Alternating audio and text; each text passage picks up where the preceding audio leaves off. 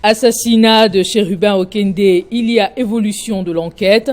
L'autopsie du cadre de Ensemble pour la République a été effectuée à l'hôpital du Cinquantenaire. Les détails avec l'un des avocats de la famille, Laurent Onyemba, dans ce journal. Dans ce journal également, un entretien avec Martin Fayoulou sur les questions de l'heure. Le président de l'ESID est notamment revenu sur sa participation ou non aux élections générales de décembre 2023. Nous irons au Niger. Pas de rencontre entre le chef de la junte et la délégation de la CEDEAO venue obtenir par le dialogue le retour à l'ordre constitutionnel. La situation politique du pays reste sous contrôle des putschistes.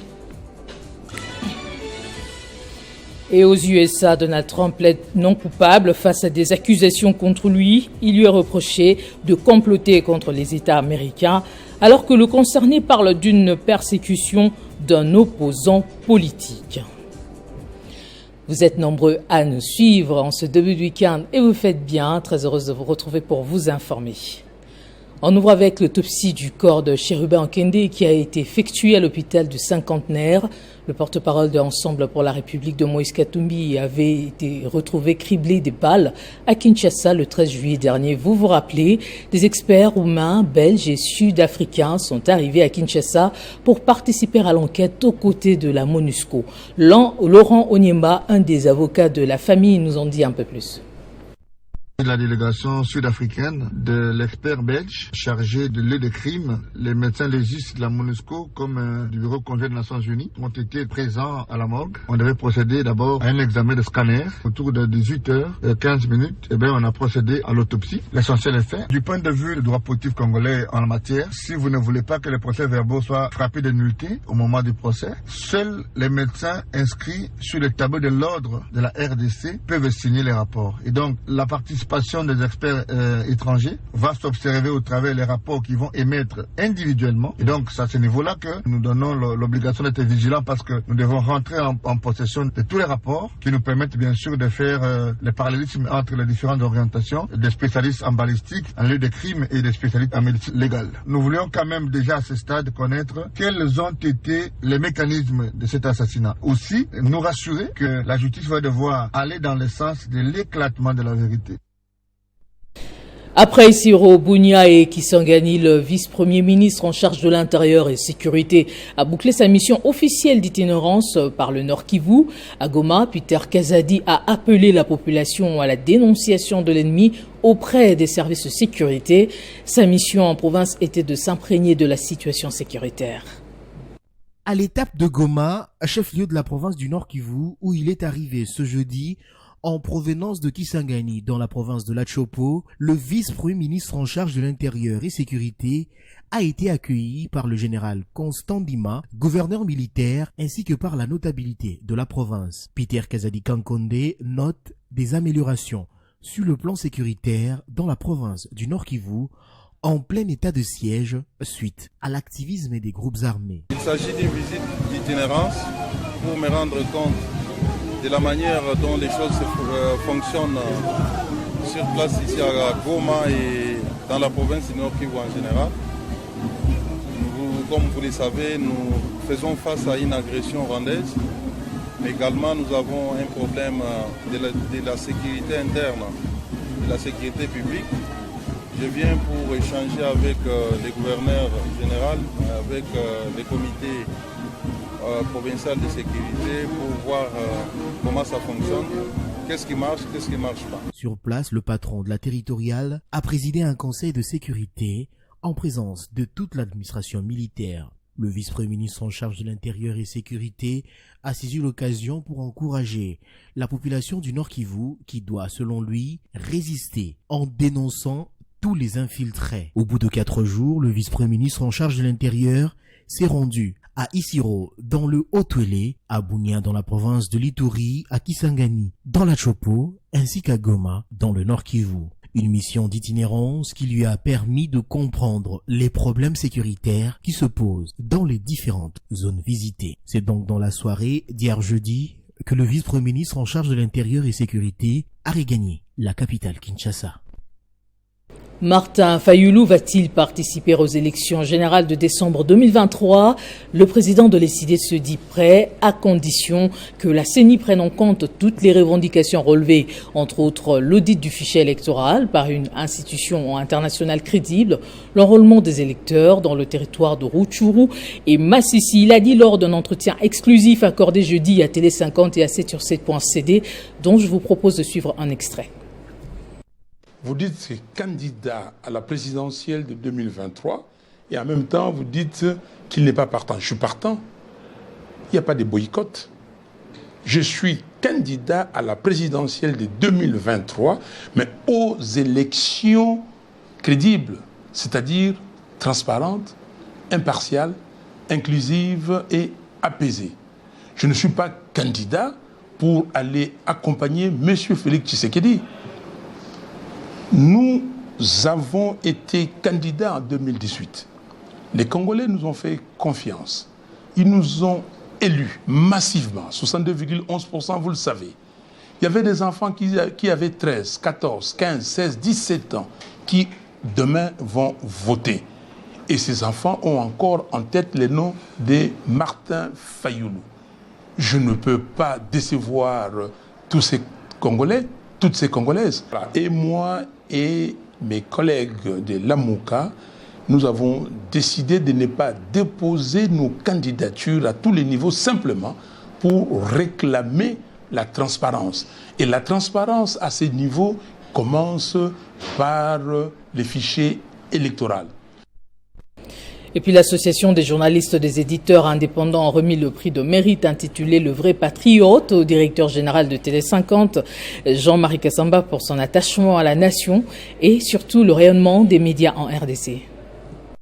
Ils n'ont pas voulu rester indifférents aux faits et gestes posés par Jean-Marie Kassamba. Ils ont scruté de fond en comble l'association de journalistes des éditeurs indépendants de la République démocratique du Congo ont par ces gestes voulu donner les raisons du prix de vrai patriote à Jean-Marie Kassamba. Après enquête et investigation sur les prouesses et loyaux services rendus à la nation congolaise, dans notre cri doux, aimons et reconnaissons nous vivants, décernons ces diplômes de mérite à messieurs Jean-Marie Kassamba pour son combat et lutte pour un état de droit, son encadrement sans recul de la jeunesse, son esprit d'équipe et son amour patriotique, ainsi que ses réalisations combien louables. Très ému, le lauréat n'a pas caché sa satisfaction. Ça me touche profondément parce qu'il n'y a jamais plus important que la reconnaissance des siens. Au niveau de Kinshasa, j'essaie d'encadrer la presse avec des principes, avec beaucoup de courage, mais surtout avec beaucoup de détermination. Vous avez parlé du vent, des courants, mais nous ne pouvons pas fléchir lorsque nous avons la certitude que nous sommes dans le beau. Aimons-nous vivants, entre de nous vivants. Tel est le slogan de l'association de journalistes éditeurs indépendants de la République démocratique du Congo pour honorer toutes les icônes dans le média congolais. Le Conseil de l'apostolat des laïcs catholiques du Congo monte au créneau pour dénoncer ce qu'il qualifie de dérive dans la manière dont le pays est géré, notamment les intolérances politiques. Écoutez le président du KLCC, Jean Bosco Lalo, au micro de Jonathan Chobo. Nous, laïcs catholiques, acteurs de la société civile, forces vives et folles, mouvement citoyen de la RDC, venons dénoncer à l'opinion nationale et internationale les violences sous toutes ses formes, comme du jamais connu dans les périodes antérieures aux processus électoraux, dont l'attentat à l'intégrité physique de l'honorable Délice Sanga à Kananga le samedi 29 juillet 2023, ainsi que l'incendie des installations de la CENI Bukavu. Alors qu'il y a des reculs graves dans la protection des personnes et de leurs biens, le pouvoir est dans l'autosatisfaction en présentant des avancées sécuritaires fictives pendant que le peuple vit dans une psychose totale. Les enlèvements par ici, les vols d'enfants et le kidnapping des adultes par là, l'activisme exagéré des groupes armés dans plusieurs provinces, l'assassinat scrapuleux et odieux de l'honorable Chéribé Okende, des joutes oratoires de tout genre, des cas de poursuites judiciaires des opposants, dont l'affaire Augustin Matata Pogno, ces signaux précurseurs des mauvais augures sont à prendre au sérieux dans un contexte sécuritaire qui va de mal à... À moins de 5 mois des échéances électorales, le climat politique et social est plus que délétère. L'avenir que tous voulaient radieux s'assombrit du jour le jour. Le déni du respect des droits de l'homme et des libertés d'expression, avant même jusqu'à dénigrer les hommes d'église, il est donc temps que nous nous levions, que la justice, le droit, la vérité, les bonheurs du peuple soient les idéaux qui guident la gouvernance sociale et politique. Dans un État qui se revendique de droit, la sécurité de la population, au-delà d'être un droit à revendiquer, est plus qu'une valeur républicaine à exiger par tous les moyens légaux. Ouvrant le chapitre des 9e Jeux de la francophonie, initialement prévu au stade des Martyrs de la Pentecôte, la cérémonie solennelle de clôture de cette grande rencontre couplée à la soirée des lauréats sera organisée au grand chapiteau du Palais du Peuple ce dimanche 6 août. Cependant, les activités culturelles et productions musicales y afférentes sont maintenues à l'esplanade du Palais du Peuple dans le cadre des Nuits de la francophonie, alors que celles sportives restent organisées au stade des Martyrs. L'annonce a été faite par Isidore Kwanja, directeur du comité national des 9e Jeux de la francophonie sur son compte Twitter. Ces Jeux réunissant les pays francophones ont fait carton plein à Kinshasa, vous le savez, mais quel bilan pour les léopards de la RDC à 2 jours de la clôture? Le point avec Christian Bokaya qu'on retrouve en direct du stade Père Raphaël. Bonjour Christian, les rideaux de 9e Jeux seront tirés dimanche. Est-ce qu'il reste encore beaucoup de matchs dans ce dernier virage? Oui, bonjour Gloria. Nous sommes ici au stade Tata Raphaël où se joueront le match des demi-finales en football, bien sûr, puisqu'il faut dire que nous amorçons déjà l'atterrissage. Le bateau de 9e Jeu de la francophonie va accoster ce dimanche au stade de Martyrs de la Pentecôte. Alors c'était quand même important pour nous de venir voir aussi où le match de football se jouait, puisque nous avons sillonné dans différents gymnases pour voir comment est-ce que certaines disciplines se pratiquaient ou se jouaient. Alors ici, nous sommes là bien évidemment pour voir aussi dans l'ensemble ce qu'a été ce 9e jeu de la francophonie du côté de football. Déjà, je vous donne le programme de demi-finale de tout à l'heure. Déjà à 15h, les Guépards du Bénin affronteront les Étalons du Burkina Faso et puis les Lions indomptables seront bien évidemment face aux MENA du Niger. Et cette deuxième demi-finale sera à suivre bien évidemment sous les coups des 18h au stade Père Raphaël de la Quetule. Quel bilan faites-vous pour les léopards de la RDC dans différentes disciplines? Je dresserai un bilan mi-figue, mi-raisin, puisque, il faut dire, moi personnellement, je ne m'attendais pas à grand-chose au regard de la préparation des différentes disciplines. Le judo, par exemple, le judo et la lutte sont les 2 disciplines sur qui nos yeux étaient vraiment rivés. La preuve, la lutte a offert au pays 2 médailles d'or. Le judo, ça s'est fait encore attendre, puisque la fin des combats individuels, c'est ce vendredi. Et attendons voir ce que ça pourra donner jusqu'à la fin. Mais déjà, à mi-chemin, je dirais que le bilan pour moi est quand même appréciable et passable. On a fait ce qu'on pouvait. Dans certaines disciplines, ça n'a pas marché puisque les athlètes ne se sont préparés que pendant 2 semaines et dans des conditions extrêmement difficiles, pendant que d'autres nations s'est préparées dans des conditions très confortables. Voilà, on ne pouvait pas s'attendre au miracle, mais jusque-là, moi je pense que les léopards ont essayé de défendre valablement les couleurs nationales. Dernière question, Christian, à ce stade, quel est le pays qui a gagné beaucoup de médailles? Le pays qui a gagné la part du lion, c'est bien sûr le Maroc. Le Maroc qui a gagné au total 44 médailles. La Roumanie vient en 2e position avec 25 médailles. Le Cameroun, 24 médailles. La RDC, on l'attendait peut-être en dernière place. La RDC est en 5e position avec 26 médailles au total. Ça veut dire que vous réunissez toutes les médailles gagnées dans différentes disciplines. Ça fait 26 pour la République démocratique du Congo. À mon avis, c'est passable. Là, nous sommes devant la France, devant le Sénégal, devant le Canada, donc c'est quelque chose d'important. Mais bon, le plus important pour nous était d'abord les infrastructures. Ces infrastructures qui permettront dorénavant à plusieurs disciplines, disons beaucoup plus les disciplines olympiques, de pouvoir se développer et se pratiquer dans de bonnes conditions. Mais bon, à mi-chemin, ce qu'on peut dire, c'est ça. C'est vrai que ça pourra toujours bouger. Ça pourra toujours bouger puisque aujourd'hui il y aura encore des disciplines. Il y aura différentes finales en athlétisme et il y aura également des finales dans dans d'autres disciplines. En football, on a oublié puisque la RDC était déjà éliminée après sa défaite face au Guépard du Bénin lors de la première journée, 2-0. Attendons voir dans d'autres disciplines. Même chose pour le basketball où les Léopards d'Amonfini en 5e position. Bref, la participation des Léopards de la RDC dans ce 9e jeu de la francophonie n'a pas été ridicule à mon avis, Gloria Mbouya. Merci beaucoup Christian Bokaya pour ces informations. Autre chose, à présent, le directeur général de l'Organisation pour l'équipement de Banana Kinshasa, Jean-Claude Mavangu, a doté la ville de Matadi d'un nouveau générateur de 100 kVA. C'est pour pallier aux problèmes liés à l'électricité que la ville traverse depuis un an.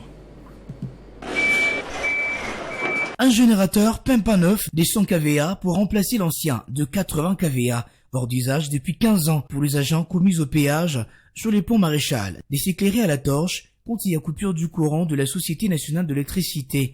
Fini le travail au compte-gouttes à la direction générale et au centre hospitalier. Les directeurs généraux Jean-Claude Mavambu vise la performance des l'OEBK.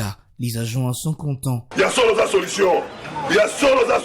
Ces générateurs qui arrivent en période où le SNEL connaît de difficultés pour desservir Matadi en électricité va aussi alimenter les nouveaux bâtiments administratifs de l'OEBK que le ministre de Transport, Marc Ekila, inaugure sous peu. Je tiens aussi à féliciter l'honorable Miller, qui à son temps été directeur général à l'OEBK, avait l'idée de mettre un groupe électrogène au profit de cette entreprise.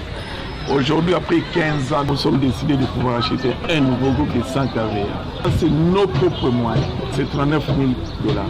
Et tout ça avec l'accompagnement de notre ministre Marc Ekila, ministre des Transports, Voies et Communications, et sous l'impulsion du chef de l'État, comme on dit que Fatché béton, même au niveau de l'OEBK, on sent qu'il est béton. Une année à la tête de l'OEBK, Jean-Claude Mavambu rend petit à petit à ce service public ses lettres de noblesse.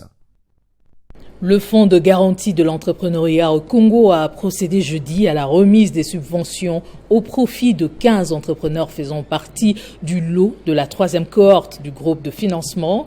Parmi les bénéficiaires, l'on compte des personnes vivant avec handicap, des albinos et des motocyclistes appelés Wewa. Cette fois, c'est au siège même du fonds que les bénéficiaires se sont rendus pour la remise des chèques. Les catégories de ce jour sont minutieusement choisies parmi les personnes vivant avec handicap, des albinos ou encore des Wewa, entendez par là les célèbres chauffeurs de taxi-moto dans la ville de Kinshasa. Le président du conseil d'administration du FOGEC, présent à cette cérémonie, a remercié le chef de l'État, auteur de la vision derrière laquelle le fonds s'est aligné, créer plusieurs millionnaires congolais. Ceux qui ont déjà une entreprise formelle, qui est déjà établi et qui ont un plan d'affaires, ils sont les bienvenus pour que le FOGEC puisse étudier leur dossier et voir s'ils sont éligibles pour cette subvention remboursable. Au nom des bénéficiaires, Madame Galula Sophie a dit toute sa reconnaissance pour cette marque de confiance. Notre joie aujourd'hui, nous les bénéficiaires, est mêlée à une émotion intense. Nous sommes dans la joie de recevoir une subvention surprise nous faite par le FOGEC. Des fonds non remboursables pour booster des activités ou projets ambitieux. Une action très louable et remarquable signée FOGEC, ce quelques jours seulement après avoir servi près de 100 entrepreneurs dans différents secteurs. L'actualité sur le continent au Niger, la situation politique du pays reste sous contrôle des putschistes, malgré multiples menaces de la communauté économique des États de l'Afrique de l'Ouest d'intervenir militairement pour rétablir le président Mohamed Bazoum dans ses fonctions. La CEDEAO avait fixé un ultimatum d'1 semaine qui s'achève ce dimanche, une option jamais exécutée par le général Abdourahmane Tiani qui serait soutenu par quelques pays voisins.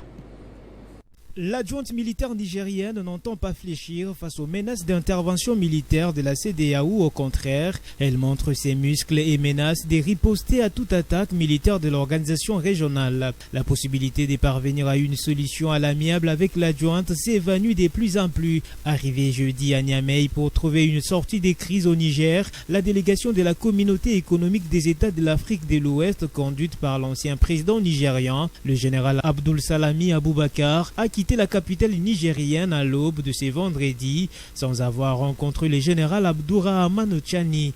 Dans un communiqué diffusé jeudi, le Conseil national pour la sauvegarde de la patrie du Niger avait mis en garde la CEDEAO contre toute agression ou tentative d'agression contre cet État. Une mise en garde qui intervient alors qu'une mission de médiation de l'organisation communautaire se trouvait à Niamey avant l'expiration de l'ultimatum donné par le chef d'État de la CEDEAO à la junte militaire pour restaurer le président Bazoum dans ses fonctions. En dépit de la mise en garde de la CEDEAO par certains pays en soutien aux putschistes comme la Guinée, la Russie, l'Algérie et surtout le Mali et le Burkina Faso, plusieurs États comme le Nigeria, la Côte d'Ivoire, le Bénin et le Sénégal, ainsi que d'autres pays extérieurs à l'organisation à l'image de la France, ont confirmé leur intention de participer à une intervention militaire au Niger sous l'égide de la CEDEAO en cas d'échec de l'option diplomatique. Rappelons qu'une semaine après ces coups d'État, le président Mohamed Bazoum demeure en séquestration. Et au pays de l'oncle Sam, devant le tribunal fédéral de Washington, Donald Trump a plaidé non coupable jeudi. L'ancien locataire de la Maison-Blanche était accusé de comploter contre les États américains et être à la base d'une fraude lors de l'élection présidentielle de 2020 qui a conduit Joe Biden à la tête du pays. Mais selon lui, il s'agit d'une persécution d'un opposant politique. C'est un planning judiciaire qui n'en finit plus de se remplir pour Donald Trump. Lors d'une comparution pénale historique devant un tribunal fédéral de Washington jeudi, l'ex-président américain a plaidé non coupable d'accusations liées à ses manœuvres criminelles pour inverser les résultats de l'élection de 2020. Il a pu ressortir libre du tribunal dans l'attente de la date officielle du procès. Sous un grand parapluie noir, l'homme de 75 ans, avant de reprendre son avion, lançait un message fort dénonçant ainsi une instrumentalisation de la justice dans le but de l'écarter de la course à la présidentielle. C'est un jour très triste pour l'Amérique. Et c'était aussi très triste de traverser Washington et de voir la saleté et la décadence avec tous ces immeubles cassés, tous ces graffitis au mur. Ce n'est pas l'endroit que j'ai laissé. C'est vraiment très triste de voir tout ça. Quand vous regardez ce qu'il s'est passé, c'est une persécution politique. Ça n'aurait jamais dû arriver aux États-Unis. On persécute une personne très largement en tête pour la primaire républicaine et qui battrait Biden largement.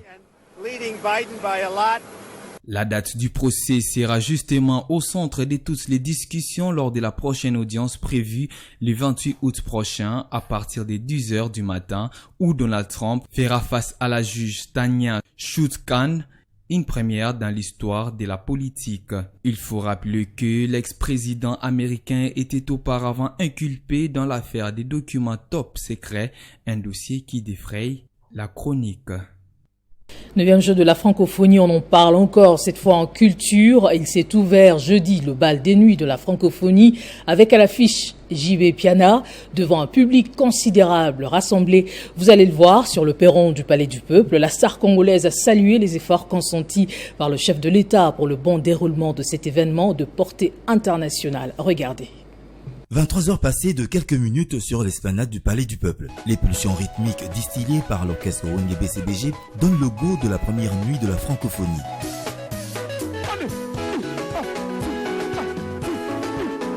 JB Piana, plongé dans un costume de haute couture, fait son entrée sous les ovations pointues du public. Ses premiers mots sont des éloges à l'endroit du chef de l'État et du gouvernement pour l'organisation réussie des 9e Jeux de la francophonie à Kinshasa. Il s'ensuit un spectacle émaillé de chansons à succès et chorégraphies attrayantes. Le public dompté communie au chant tout comme dans la danse. Le tout se conclut par des cris d'animation invitant la population au travail, à l'exemple du président de la République, dont les élans en faveur de l'épanouissement de la jeunesse ont été plus que perceptibles à travers l'organisation de ces Jeux. L'ambiance des nuits de la francophonie va se poursuivre ce week-end avec d'autres grandes affiches, notamment avec les artistes Héritier Watanabe samedi, Ferigula remplaçant Fally Ipupa qui par un communiqué a annoncé mercredi soir son retrait pour donner l'occasion à d'autres jeunes de s'y produire. D'après certaines indiscrétions, Maître Gims serait la top star invitée pour agrémenter la cérémonie de clôture de ces Jeux prévue le dimanche 6 août, non au stade des Martyrs, mais plutôt sous le chapiteau du Palais du Peuple.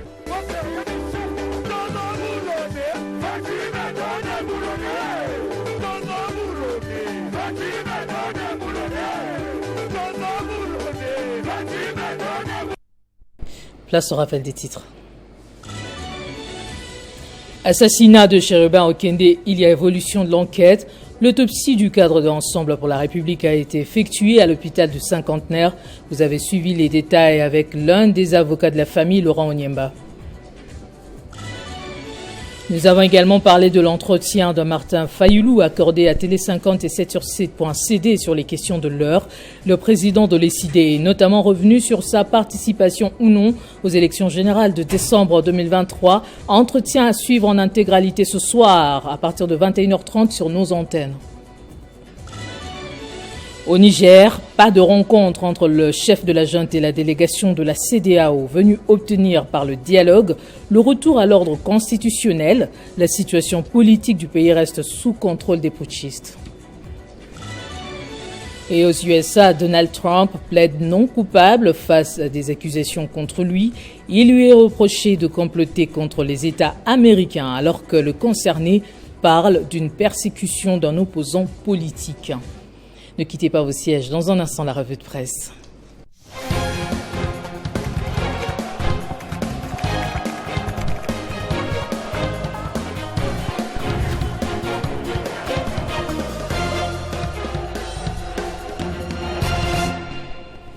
Et c'est avec Benjamin Moudiata qui me rejoint sur ce plateau. Bonjour et bienvenue Benjamin. Merci à vous Gloria Mbouya. 9e jeu de la francophonie, la cérémonie de clôture délocalisée au Palais du Peuple. Les tabloïds en parlent.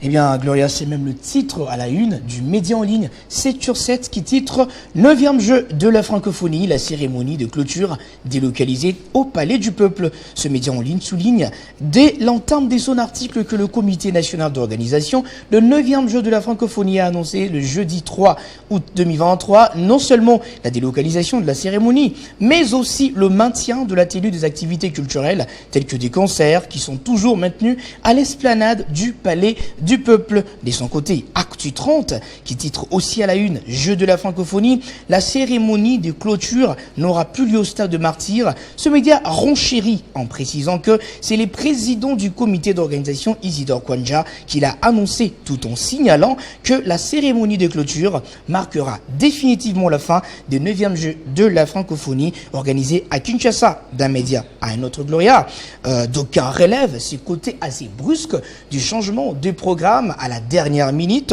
tout en essayant de lier la cour de choses à ce retrait de Fally Ipupa et à l'arrivée dans le jeu de Ferré Gola. Néanmoins, relève l'interview.cd, les organisateurs et les spectateurs garderont un souvenir fort de 9e jeu de la francophonie organisé en République démocratique du Congo. La délégation de la CEDEAO rentre réduit, le couvre-feu levé. Le coup d'État devient de plus en plus légitime par la population, un sujet en international. Eh bien, Gloria, je l'ai même suivi dans votre journal, la population nigérienne n'a pas cessé de manifester dans les rues de Niamey pour prouver son soutien, n'est-ce pas, aux militaires. C'est lesmondes.fr qui l'a souligné dans son article titré « Niger, manifestation dans les cadres, dans les calmes en soutien au coup d'État le jour de l'anniversaire même de l'indépendance du pays ». Mais les manifestations en question soulèvent la libération.fr, pointe du doigt à la France, Gloria, titrant plutôt à la une le dire de manifestants. L'on peut lire « Manifestation au Niger, on n'en veut qu'à la France ». Pas à ce citoyen, ajoute ces médias. C'est des milliers de personnes ont manifesté dans les calmes encore hier, 3 août à Niamey, à l'occasion de la fête de l'indépendance et en soutien au coup d'État qui a renversé le président Mohamed Bazoum. Parlons du couvre-feu, tel qu'annoncé sur votre titre. Le média en ligne Sud-Ouest International a titré « Coup d'État au Niger, levée du couvre-feu, échec des négociations avec la CEDEAO ». La junte qui a pris le pouvoir au Niger a décidé ce vendredi même, de lever le couvre-feu en place depuis le coup d'État. La délégation ouest-africaine qui a quitté le pays sans avoir pu rencontrer le leader, le général Abdourahmane Tiani, a bel et bien échoué à sa mission. C'est ce que nous résume ce média Gloria. Et il ne reste plus qu'à vous remercier, Benjamin Moudiata, pour ce tour d'horizon. C'est moi qui vous remercie, Gloria. Merci également de votre attention exigeante. Belle fin de semaine à toutes et à tous sur Espace 50. Prenez soin de vous. Dieu bénisse la RDC.